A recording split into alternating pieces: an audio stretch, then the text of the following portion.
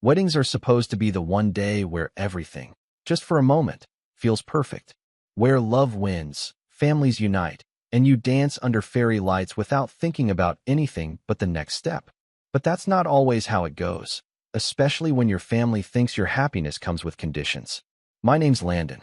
I'm 32 years old, and I married the love of my life 2 months ago in what should have been the happiest day of our lives. It was, until one conversation, one smug sentence, turned the entire event into a battlefield I never saw coming. Let me back up a bit. I grew up in a family that measures worth by money, titles, and bloodlines. The Reeds are the kind of family that believes success should look a certain way. Ivy League degree, six-figure job by 30, married to someone with a strong name, and at least one family business in their back pocket. I didn't exactly tick all those boxes, but I wasn't some cautionary tale either. I built a solid career in UX design, launched a small firm with 2 close friends in Austin, and worked my way to a comfortable life. I didn't want yachts and legacy trusts. I just wanted enough to build a home with someone who made me feel seen. That person turned out to be Emery. Emery is everything my family pretends to be, but never is. Kind, grounded, and sharp in a way that doesn't beg for applause. We met at a community book drive I was volunteering at through work. She was helping a kid pick out a graphic novel, crouched next to him with this soft laugh that made the air feel easier. I remember thinking, she doesn't just listen, she hears people. We clicked fast but deep. No games. No half commitments. 2 years later, I proposed on a hike overlooking the hill country, and she said yes with tears in her eyes and dirt on her shoes. Perfect. Telling my family about her was complicated. My mom's first comment was, "What do her parents do?" Not "how did you meet?" Not "when can we meet her?" But "what do her parents do?" That's how they see people, through the lens of pedigree. When I told her Emery's dad had passed, and her mom was a retired public school teacher in Wisconsin, she just hummed, like the air had been let out of the room. My uncle, though, Uncle Ross, took it even further. He made little jabs here and there. Make sure she's not after your savings. Or, be careful about marrying down, Landon. Women remember that stuff. He thought he was being funny. I didn't. Ross has always been the type who confuses cruelty for charisma. Grew up with the same silver spoon, but polished it until he could see his ego in the reflection. He made his money in commercial real estate and never lets you forget it. The kind of man who calls waiters boss, but never once says thank you. He's my dad's older brother, and for some reason, his opinions carry weight in the family. Maybe it's because he speaks loudest. Or maybe because my dad, a quieter man, always deferred to him like Ross had the final word on everything from career choices to which side of the family hosted Christmas. When we sent out wedding invitations, we debated leaving Ross off the list. Emery had only met him twice. Once at my cousin's baby shower, where he asked if she was part Asian, out of nowhere, and once at Thanksgiving, where he said she carried herself well for someone from a small town. Both times, she just smiled and changed the subject, trying not to make a scene. I asked her if she wanted him at the wedding. She said, "It's your family, Landon. I can handle one afternoon." I wish I hadn't let her. The planning process was stressful, but we managed to put together something beautiful. Emery's mom flew in early to help with details. Her brother, Wes, built the wooden arch we got married under. My family. They showed up late to the rehearsal dinner and complained the venue was too boho. My mom pulled me aside that night and asked if Emery's dress was going to be traditional or some artsy Pinterest thing. I brushed it off, but it stung. It always does, doesn't it? When the people who raised you treat the person you love like an accessory they didn't pick. But the day of the wedding was stunning. The weather held up, the music was perfect, and Emery looked like a dream. We exchanged vows we wrote ourselves, surrounded by fairy lights and wildflowers. I saw my best friend cry, my little niece toss petals like she was born for it, and Emery's mom clutch a handkerchief with pride in her eyes. I remember thinking, this is it. We made it. We're okay. We weren't. It happened during the reception, just after the toasts, just before the cake. Emery had stepped away to speak with some of my cousins, and I was chatting with my groomsmen near the bar. I saw Ross approach her out of the corner of my eye, drink in hand, that stupid half-smile he gets when he thinks he's about to drop some truth. I didn't think anything of it. I wish I had. A few minutes later, Emery came back. Her eyes were red, her lipstick smudged just slightly at the edge. She leaned in and whispered, "Can we talk?" I followed her to a quiet spot near the photo booth, and that's when she told me, word for word, "Your uncle just told me I seem like a sweet girl, but I married into the wrong side of the family. That I should have picked someone with better prospects." I stared at her, stunned. My stomach twisted. The blood rushed to my face so fast I thought I'd pass out. He said what? I didn't know what to say. I just walked away. The thing about love is that it isn't always gentle. Sometimes it burns through you like wildfire. And in that moment, all I could see was red. This man, this pompous, sneering excuse for an elder, had taken it upon himself to humiliate my wife at our wedding. In front of her friends. In front of mine. He'd decided his opinion mattered more than her dignity. Than our dignity. And I wasn't going to let it slide. I could have pulled him aside. Spoken quietly. Made a scene privately. That's what the mature part of my brain told me. But the other part, the part that had spent 32 years watching him bulldoze everyone around him while the family made excuses, decided it was time. Not just for Emery. For every insult that had ever been brushed off with. That's just how Ross is. So I walked to the DJ, grabbed the mic, and stopped the music. I didn't know exactly what I was going to say, but once I opened my mouth, the words just came. My voice shook at first, then steadied. Guests turned toward me, confused. My mom's smile faded. Emery stood near the edge of the dance floor, watching, hand trembling around her glass of sparkling cider. Ross. He looked amused. That wouldn't last. And that's where I'll stop for now, right at the edge. Right before the words that broke everything wide open. Right before the fallout that would leave cracks in my family we might never fill again. I didn't plan to blow up my wedding reception, but sometimes life hands you a mic and dares you to speak the truth. I stood there, holding the thing like it weighed 20 pounds, looking out at a sea of faces, some laughing, some confused, most just watching. Ross was mid-sip, leaning against a cocktail table like he was waiting for a joke. My dad was frozen. My mom started moving toward me, mouthing something I couldn't hear. But I didn't move. I didn't blink. I looked directly at Ross. "Hey, Uncle Ross," I said, my voice steady now. "Since you like giving advice to people's wives at their wedding, why don't you stand up and repeat what you just said to Emery?" Silence. Pure silence. Ross's smile stiffened. He set his glass down slowly. "What are you talking about?" "You know exactly what I'm talking about." I wasn't yelling, but I didn't need to. My voice was ringing off the tent walls. "You told my wife she seemed like a sweet girl, but she married into the wrong side of the family. That she should have picked someone with better prospects. You walked up to her, during our wedding, and decided that was the time to share your thoughts on her life choices." Gasps. Actual, audible gasps. Someone dropped a fork. Ross glanced around like he was being pranked. "You're making this a bigger deal than it is," he said, voice still calm, but now clipped at the edges. "It was just a comment." "Then say it again," I challenged. "Say it in front of everyone, if it's not a big deal." He didn't. He looked at my dad instead, as if asking for backup. But Dad didn't move. Not a word. Not a blink. Just sat there, like he was carved out of stone. Ross stood there alone.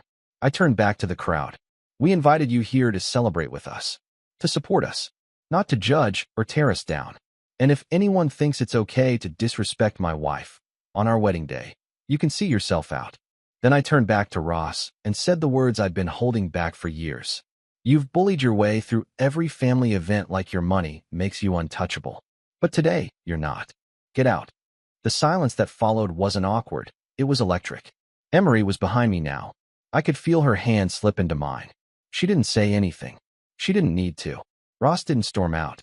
He didn't apologize.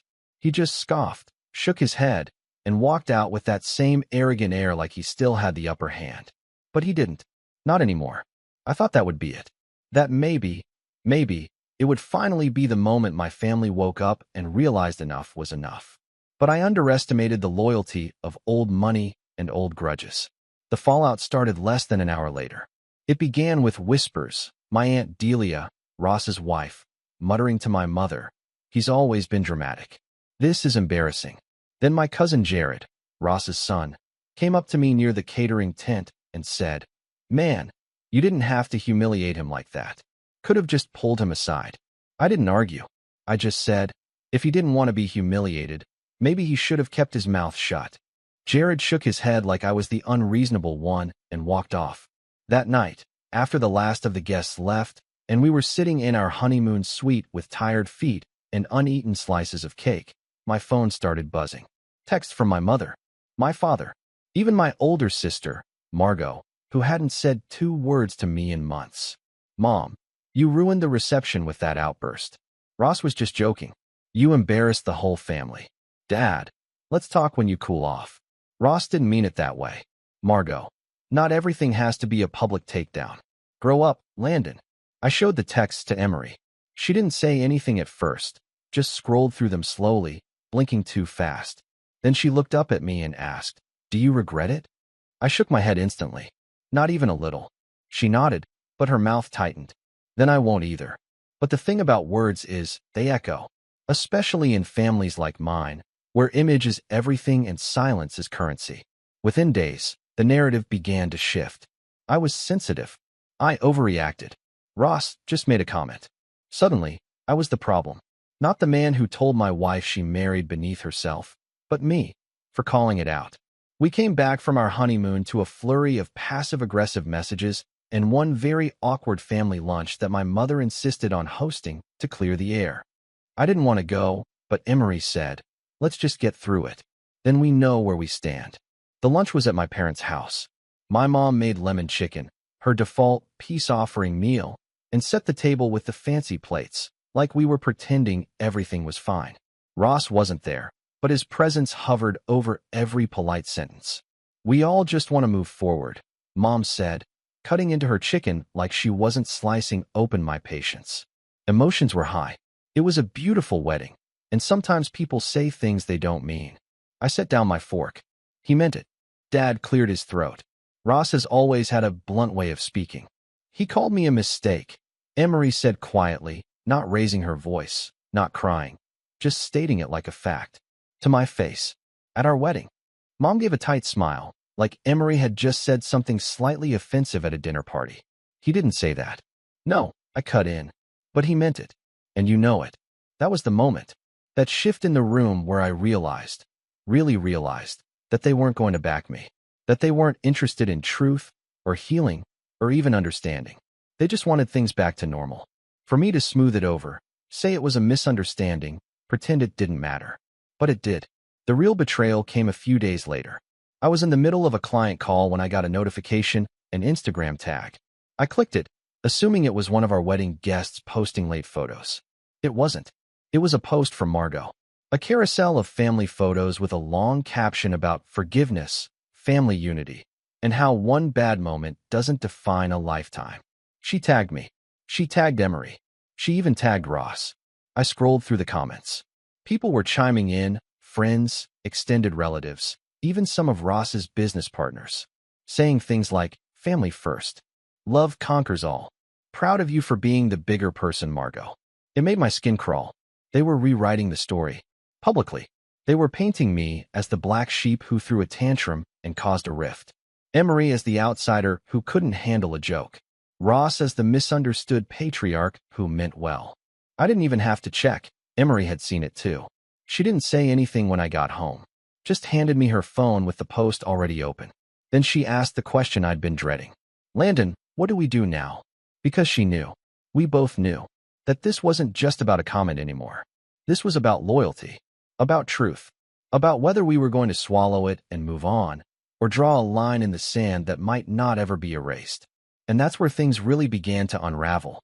I don't think there's a word that perfectly captures what it feels like when you realize your own family has chosen someone else's comfort over your truth. Betrayal doesn't quite do it justice. Neither does disappointment. It's more like watching your childhood home slowly disappear in the rearview mirror, brick by brick, while everyone inside waves like nothing's wrong. After Margot's Instagram post, after the comments poured in praising her maturity and grace, I knew exactly where we stood. Not on shaky ground, not in some murky middle. We were outside the circle, locked out of a narrative being spun to protect everyone except us. Emery stopped responding to messages from my mom. I didn't tell her to. I didn't have to. She's never been the type to keep people close out of obligation, and frankly, she'd already been far more patient than most would have. Meanwhile, I tried, at first, to explain. I sent Margot a long message, trying to spell it out. that Ross's comment wasn't just a bad moment. That her post made it look like Emery and I were ready to forgive and move on when we hadn't even had a real apology. Her reply? A thumbs up. Literally. That was it. If I'm being honest, the weeks after that were dark. Not dramatic, not explosive. Just heavy. Quiet. I stopped checking the family group chat, and when I finally did, it was filled with cheerful updates like nothing had happened, photos from my cousin's engagement dinner, invites to a brunch my mother organized for the girls. Emery wasn't included, links to a new family shared album called Read Moments. I wasn't tagged in anything. Neither was she. I started sleeping later, working longer hours at the office just to avoid coming home and facing the silence between us. Not the kind that meant we were fighting, just the kind that builds when two people are carrying too much and don't know how to put it down. Emery tried to stay upbeat. She kept cooking our favorite meals, kept watching old comedy specials with me at night, even started planning a weekend road trip to reset.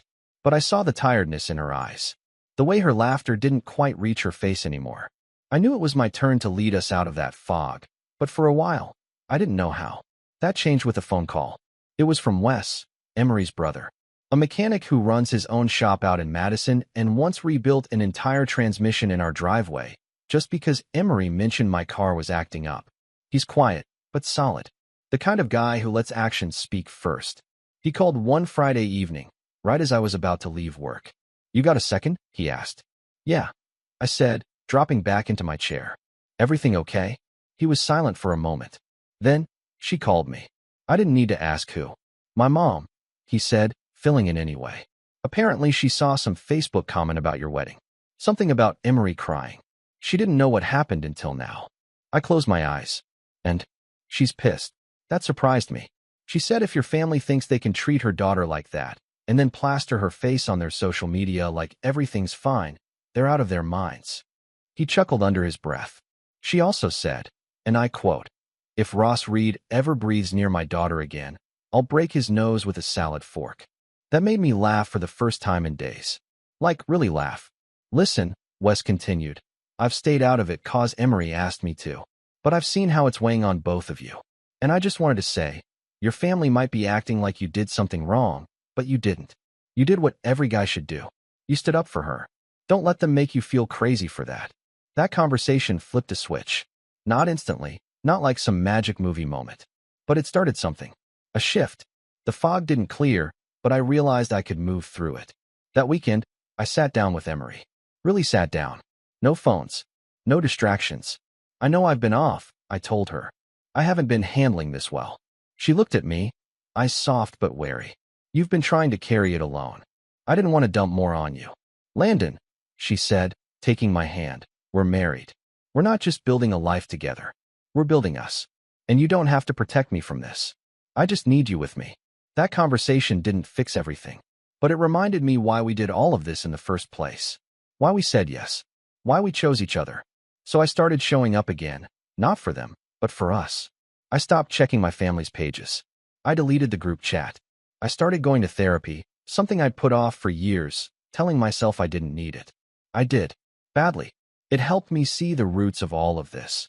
How I'd spent my whole life tiptoeing around people who saw empathy as weakness and status as virtue. It helped me realize I wasn't just grieving a broken family dynamic. I was grieving the illusion that it had ever really been healthy in the first place. I poured more energy into my business. We'd been in a bit of a lull, with 2 clients dragging their feet and a third ghosting us altogether. Instead of wallowing, I revamped our pitch deck, reached out to some old contacts, and cold emailed 3 companies I'd been too intimidated to approach before.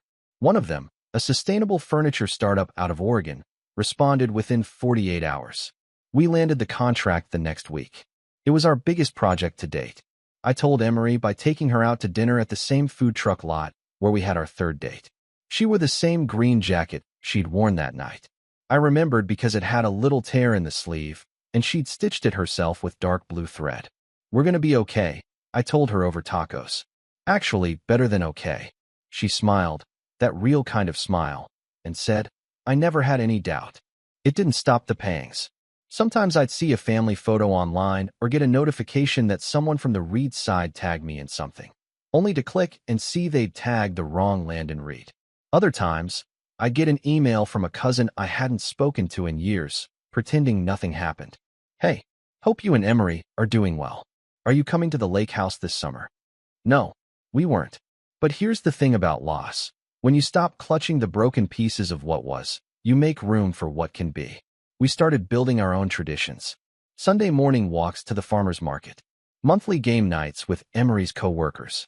I invited Wes and his wife down for a weekend, and we grilled in the backyard and played cards until midnight. It wasn't flashy.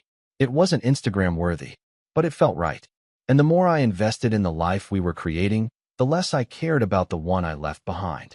Until, of course, they found a way to claw back in. It started with a letter, not an email, not a text. A literal, printed letter on crisp white stationery that arrived in our mailbox on a rainy Thursday. No return address. Inside was a single page. Typed, "This has gone on long enough. It's time to stop punishing the entire family for one misunderstanding. You made your point, but you're not the only ones who got hurt. Think about your parents. Think about your sister. Think about your future." No signature. But I recognized the phrasing. The guilt. The manipulation wrapped in faux concern. I folded the letter and placed it in the drawer by the entryway. Emery didn't ask about it. She didn't have to. She knew. We both did.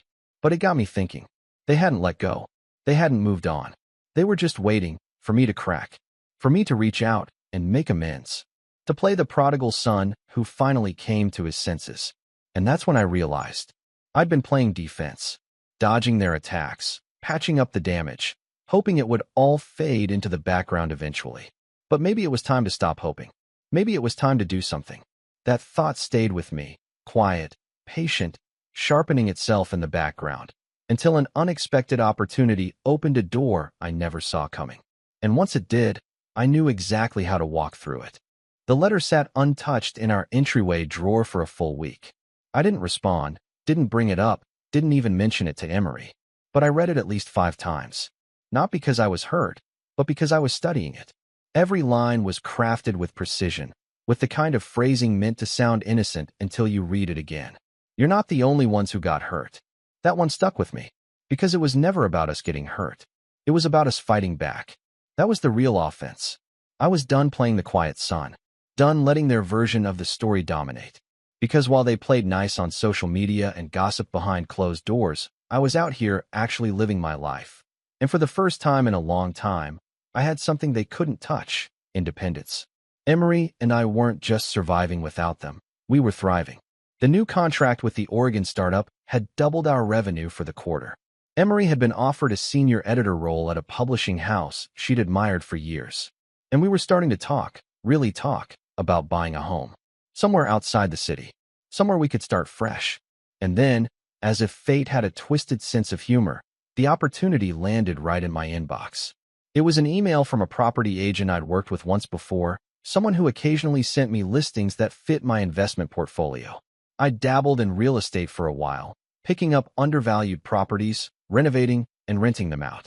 Nothing big, just small, stable investments. But this time, the email subject line read, "Reed Hill, historical property for sale, private listing." My eyebrows shot up. Reed Hill was the name of an old estate on the edge of the city, tucked into a wooded corner with a lake view. My great-uncle had bought the place decades ago. It had been the backdrop of every important Reed family gathering for as long as I could remember: Christmas dinners, engagement parties, the occasional forced family reunion.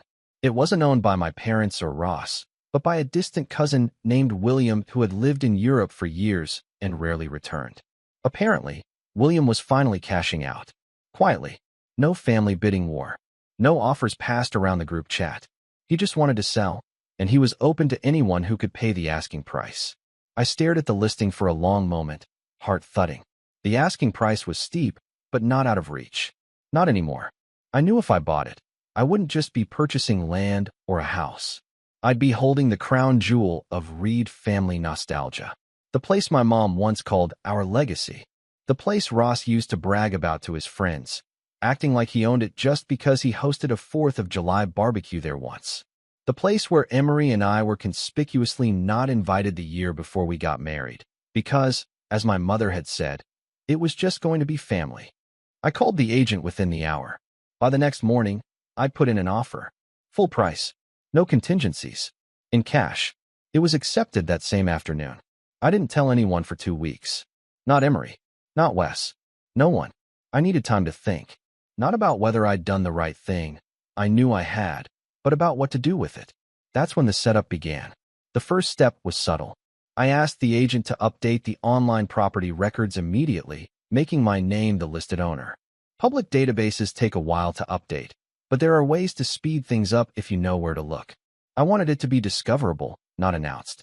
I wanted someone from the family to stumble on it naturally, maybe while checking permits or talking to their country club realtor. I wanted the news to spread organically, like a virus. It worked. The first sign came through a text from Margot. Margot. Hey. Random question. Did you hear anything about the Reed Hill property? Thought I saw your name somewhere. I didn't respond. 2 days later, I got a call from my dad.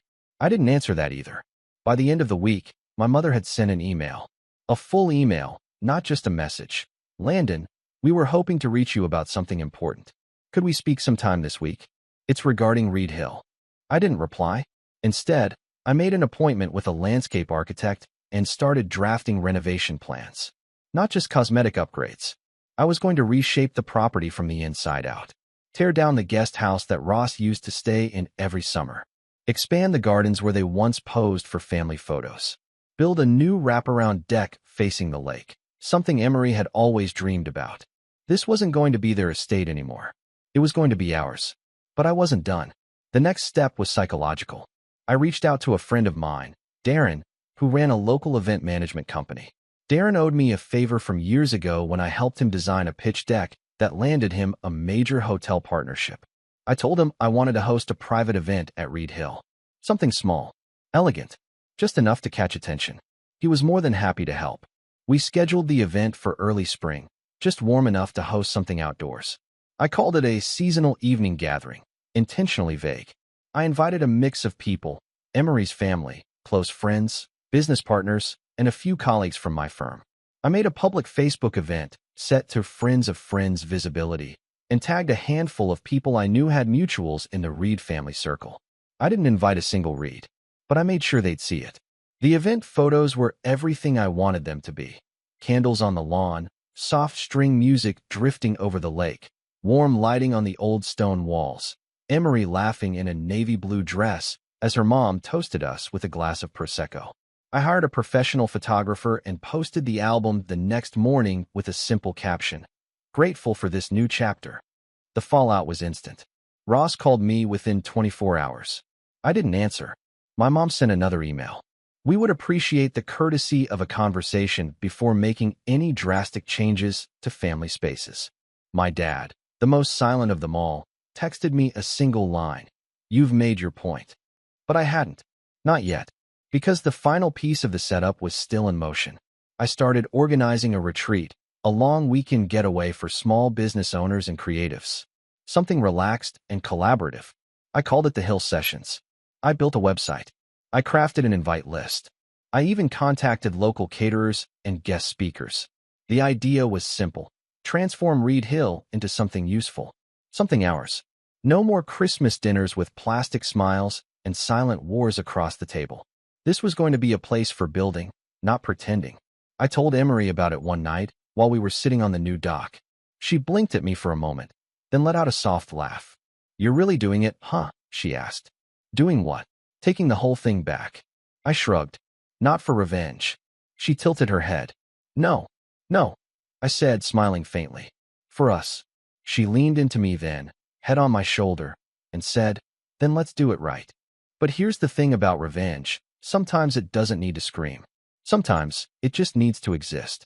Quiet, defiant, unshakable.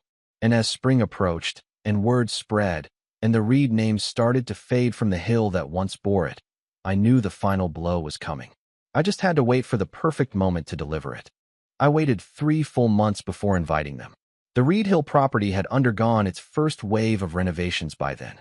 The old guest house Ross used to brag about had been torn down to the studs and rebuilt into a minimalist lakeside cottage, with solar panels, a private path to the dock, and a kitchen so cleanly modern it made Mom's favorite farmhouse aesthetic look like a relic.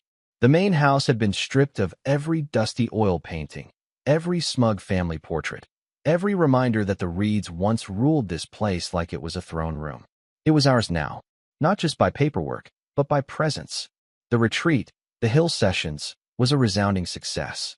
Local creatives, entrepreneurs, and friends spent a long weekend trading ideas and stories by the fire pit, while music played low across the lawn. Emery led a panel on storytelling through editing. I gave a talk about sustainable design. Strangers left as collaborators. Friends left as family. That weekend, Reed Hill wasn't a place of privilege. It was a place of purpose. That's when I knew the time was right. The final phase of my plan was about control. Not anger. Not shouting matches or Facebook rants. Just a quiet, decisive shift in who held the keys. I wrote a letter. One by one, I sent personal invitations to every member of the Reed family. My parents, Margot, Ross, even Jared. I called it a founder's brunch. Polished, neutral, almost corporate. No emotion. Just a respectful, elevated tone. The kind they'd expect from someone who'd matured. The kind they'd trust. I hosted it on a Sunday morning, 3 weeks after the retreat, at Reed Hill. The driveway was freshly paved. The flowers Emery's mom had planted in the spring were now in full bloom. The welcome sign read, "Welcome to Hillview Estate." Not Reed Hill. That name was gone. The family trickled in, hesitant, cautious, but curious. Even Ross came. He stepped out of his car like a man entering a courtroom he still believed he could sway. I greeted each one personally. No sarcasm. No coldness. Just calm. Controlled. "Thanks for coming," I said to my mother, who looked around the grounds like she was seeing it for the first time, because she was. "Landon," she said, her eyes narrowing slightly. "This place looks very different." "That's the idea," I replied. We served brunch on the new deck facing the lake. Emery stayed mostly in the background, welcoming people, offering drinks, polite but distant. They noticed. I wanted them to. The conversation started light. Jared asked about the garden layout. Margot complimented the reclaimed wood beams. My dad said the lake looked cleaner. But eventually, as I knew it would, someone broke the surface. It was my mother. She cleared her throat gently, placing her fork down like she was about to make a business proposal. "We were hoping, since you invited us here, that perhaps we could all start over. As a family." I nodded slowly. "That's what today is for." Ross raised an eyebrow. "Really?" I met his eyes. "Yes. But let's be clear, I'm not forgetting what happened. I'm not pretending Emery imagined your words, or that the family didn't try to gaslight both of us after the fact." He opened his mouth, but I kept going. "What I am doing is showing you who I've become since then. You all spent so long trying to define me, measure me, decide whether I was living up to your expectations. And for a while, I let that define how I saw myself." I gestured around. "But this place? This is mine. Built from my own choices, my own people, my own values. And you're sitting here today not because you're entitled to be, but because I invited you." My mother looked stunned. Margot blinked rapidly. My dad stared at the table. Ross, of course, scoffed. "So what? This was all a setup to humiliate us again," he said, pushing his chair back. "No," I said calmly. "This is an invitation to step into reality. I'm not part of your hierarchy anymore. There is no throne here, Ross. No family court where you get to cast judgment on people's worth. There's just a home. And you're either welcome here on the terms of mutual respect, or not at all." He stood, hands on his hips. "You've got some nerve, kid." I smiled. "Maybe, but I also have the deed." And then I pulled it out. An embossed folder from the county clerk's office. I opened it and laid the pages on the table. Not just the deed, but the renovation permits, the rezoning approvals, the name change application for Hillview Estate. Everything legal. Everything final. I watched the moment Ross realized it was over. Not just the argument, but the illusion that he still held sway over me. That he could sneer his way back into the center of the room. "You renamed it?" my father asked quietly. "Yes," I said.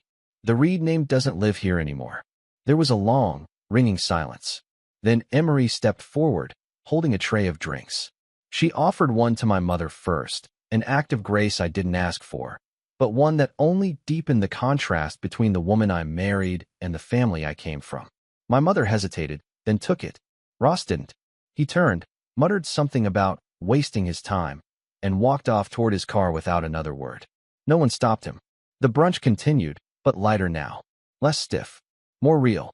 Margot apologized before she left. Stammered, fumbled, but she said it. My mom lingered at the end, standing with me at the dock. I don't understand how it got this bad, she said softly. It didn't get bad, I said. It got honest. She looked at me with something close to grief. I didn't comfort her. That was never my job. In the weeks that followed, things didn't magically resolve. We weren't suddenly a happy family. Ross never called again. My dad remained mostly silent. Margot reached out once more to share photos of her kids. I responded politely. Nothing more. But here's the thing. When you stop needing their validation, you get to build something better. Something of your own. Emery and I did that. We held our wedding reception in the wreckage of who they thought I was. And now, we live on top of it. Not in revenge, but in peace. And that's the part they'll never understand. When you stop chasing their approval, you start living on your own terms.